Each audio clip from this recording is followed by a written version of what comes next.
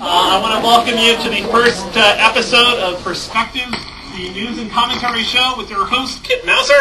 And we all know the famous Kit Mauser, of course.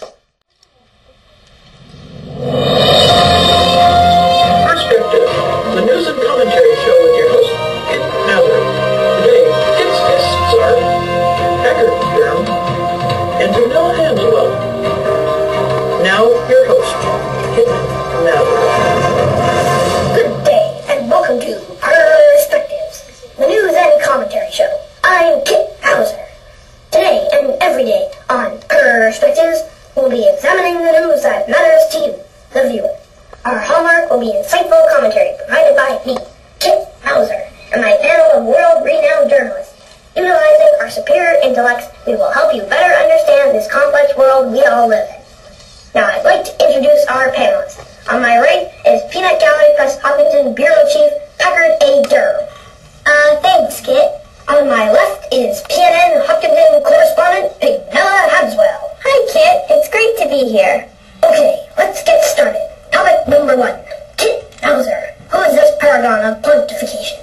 Well, it all started at a little 500-watt radio station in Pasadena, California. KATT. Yes, I love my days at CAT. I had a call-in show called Opinions with your host, Kit Mauser. It was tough but honest work. But I didn't achieve real fame till what I call the podcast years. My show, a news and commentary podcast with your host, Kit Mauser, was the darling of the Web 2.0 phenomenon. Of course, I went on to win various awards, but everyone knows that. So what about the real Kit Mauser? What is he really like? Pack? Well, Kit, I don't really know. We just met for the first time a few minutes ago. Honestly, I'm not even sure why I'm here. My agent said it would be good for me to get out in front of the camera, but it's kind of scary. Well, Pack, that's very interesting. But let's try to stay on topic. And the topic is Kit Mauser. Pig, what do you think? Gee, Kit, I think you're just terrific. And those whiskers. Who does your whiskers? I'm just wild about the whiskers. Thanks, Pig. I read somewhere that your real name was Buford Bumbleton and that you changed it when you got into show business. No, that's just a vicious rumor started by jealous mutts. What was that? Are you okay backstage? Oh, that's just Wilson, our stage manager. Wilson? Wilson? Sorry, Mr. Mauser, I tripped. I'll go get the lights back on right away. I kind of like this. It's like romantic mood lighting. I like it better when the lights are on. Now this I really like. Wilson! Sorry, Mr. Mauser. My bad. I'll just go fix it again. Aww. Wilson! Well, that's much better. I see that it's time to move on. Topic number 2. Pluto. Scientists recently demoted Pluto from full planetary status, calling it a dwarf planet. Worse yet, Pluto is one of 3 dwarf planets, the other being Ceres and Eris, neither of which anyone had ever heard of until very recently.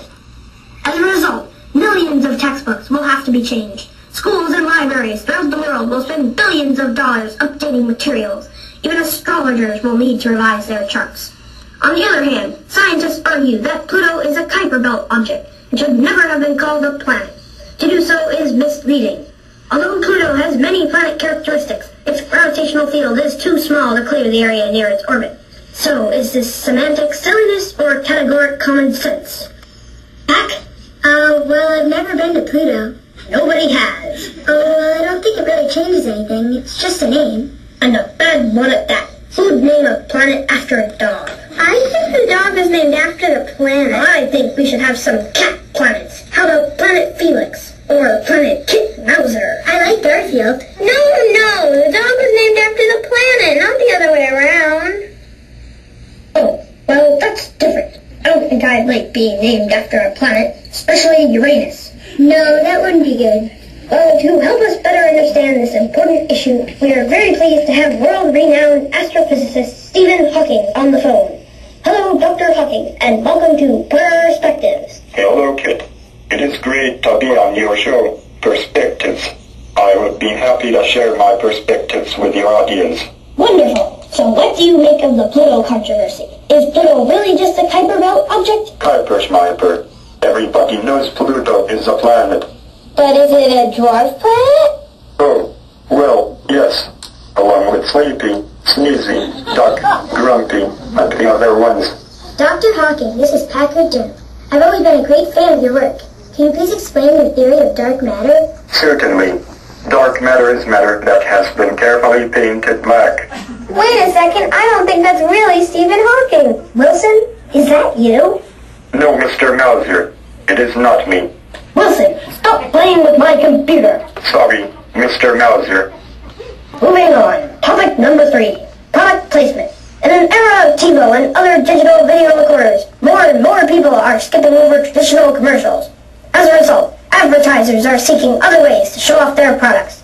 The latest fad is product placement, where a product or brand appears or is discussed in the show itself.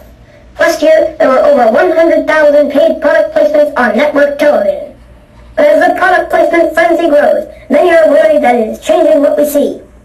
Scripts are being tweaked to increase the number of placement opportunities. Add a scene at a Burger King, pass around some Junior Mints, or drink a Pepsi. Worse yet, product placements are starting to appear on news shows. We're not just talking about corrupting artistic vision, we're talking about the possibility of the news we see being determined by the need to advertise products. As a journalist, I found this to be a very disturbing trend. We spent decades establishing our independence and building public trust. In a democracy, the press plays a critical role. We provide the information that is the basis of the decisions voters make. You must never subjugate that sacred task to the desire to sell more clothes. I couldn't agree more. As a member of the Fourth Estate, we are honor-bound to uphold certain standards of excellence. Speaking of excellence, the fine folks at Bill's Pizza, 14 Main Street, Hopkinton, Massachusetts, have always felt honor-bound to bring you the highest quality food on the run. They feature a wide variety of pizzas, calzones, grinders, and other Italian specialties. At Bill's, they appreciate your business. And I think we all appreciate the importance of maintaining our journalistic independence. Yes, Big, you're right.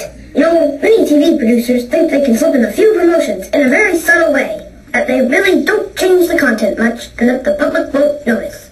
But I think they really do notice. Like they notice how for over 15 years, EMC's Clarion network storage system have led the industry in delivering the reliability needed to support demanding mid-range applications. Today's CX3 offers significant advances in ease of use and new consolidation capabilities. Absolutely. I think the viewing public is too smart for this. They know when they're being pitched a product. Besides, it's pretty obvious when the thing being pitched doesn't fit in. Of course, you'll never have any trouble fitting in at Bill's Pizza. They welcome every customer like they were family, and there's lots of free parking in the rear.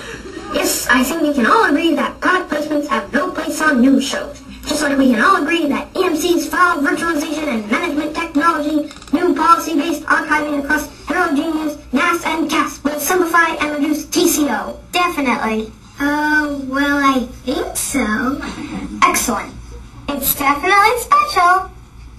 Special like the specialty pizzas at Bill's Pizza. They're featuring Hawaiian pizza with pineapple and Canadian bacon. Ugh.